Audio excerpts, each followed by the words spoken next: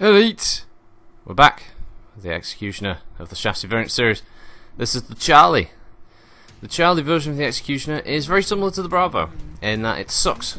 But let's have a look at the build first, huh?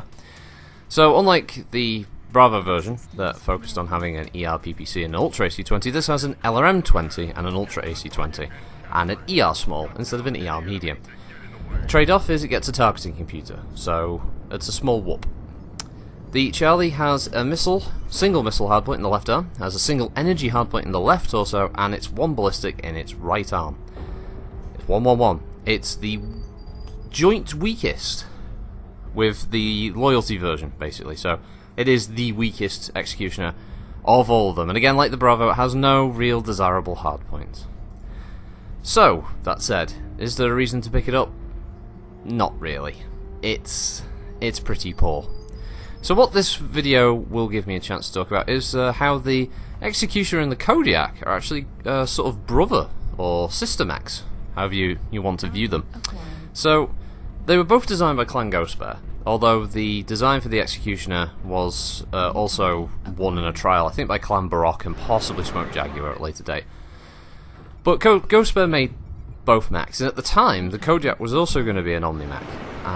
And they were going to be using bits of the Executioner's design in the Kodiak, and so the two projects were working side by side. Unfortunately, the Kodiak wasn't compatible with the designs that they had for the Executioner, so they split, and this would create the 100-ton battle mech, which would Ghost Bear would then use as their totem mech, which is the Kodiak, and the Executioner became a successful Omni-mech design as such. So this was their sort of primary frontline Omni-mech assault, you could say, for the Ghost Bear forces, the Tauman, and the Kodiak would be used as a kind of very powerful but sort of second line battle mech that was used still by some prominent pilots, because totem mechs are more important for clan pilots because they represent their clan. Hence why I believe there's a few of them off the top of my head, like Jade Falcon's totem mech is the Torquina, the Steel Viper one I think is the... oh, come on brain, it's the... it's a snake one obviously, but I forgot, just Battle Cobra, there we go. Battle Cobra's all energy one, I like that one, it's a nice medium, looks cool. And there's the Nova Cat for the Nova Cats, and so some of them are a bit more obvious, but yeah, I think every clan has its own totem mech as far as I'm aware. So yeah, the Kodiak is, though, one of the most sort of terrifying and more powerful of those. Torquina's not bad as well, if you ever look that one up. So yeah. So the Executioner and the Kodiak are kind of sibling battle mechs, so they probably work quite well together. I imagine the Charlie would work a lot better if it had a Kodiak in support. But yeah, despite this, I did fight to try and get some damage out of this thing. I wanted to get a kill, and I think by the end of this, I did get at least one kill, if I remember correctly, when I recorded this. There was so much AMS. Like I had to fire my LRM20, and you could just see the missiles exploding in the sky. There's just so many AMS systems on the enemy team. It's just impossible to fire. It just gets blown out the sky almost instantly. It's insane. Or it was bugging out, I'm not quite sure, because the missiles were exploding really close and I couldn't see any AMS, but they were just exploding in the sky. So I don't really know what was happening there. That was odd. But overall, I wouldn't recommend the Charlie. Like the Bravo, it doesn't have any desirable Omnipod locations. It's only got one of each weapon type, so I suppose if you wanted to make some kind of missile boat Executioner, which is probably a bad idea, you could.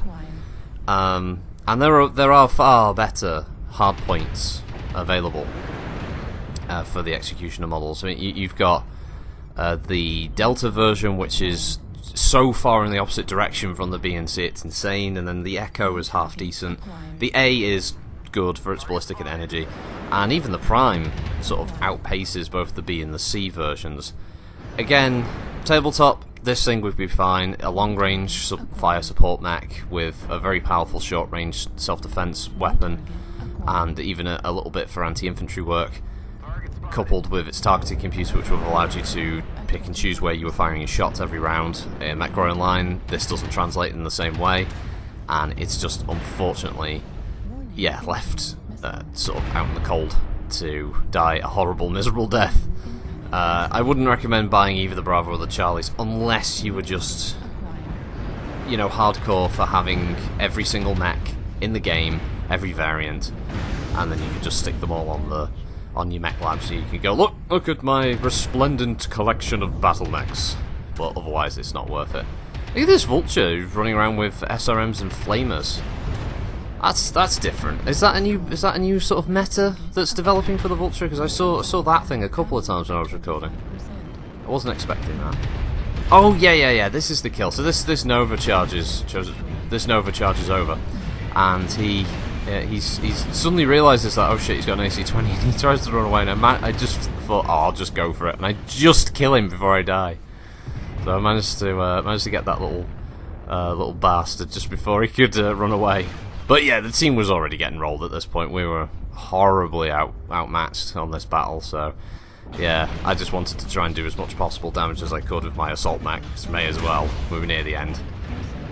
This guy was having a rough time. Piranhas are so nasty. Once they get close to you, they're almost impossible to shake off. You need something with streaks to scare those things away.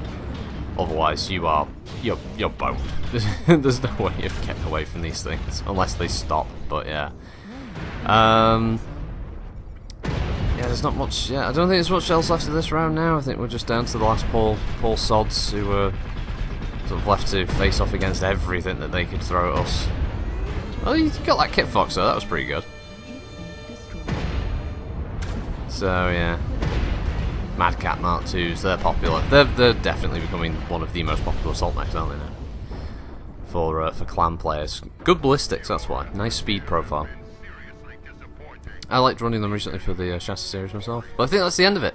So thanks for watching, everybody. Hope you have a good week, and I will see you next time. Bye!